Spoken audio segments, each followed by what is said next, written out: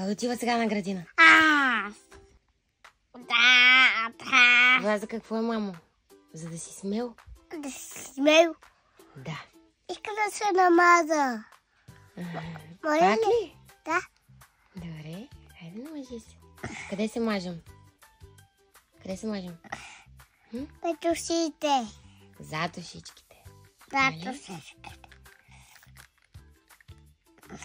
Малко. Че вече се намаза. Хубаво ли мирише? Да. Хайде мажи се зад ушичките. Да.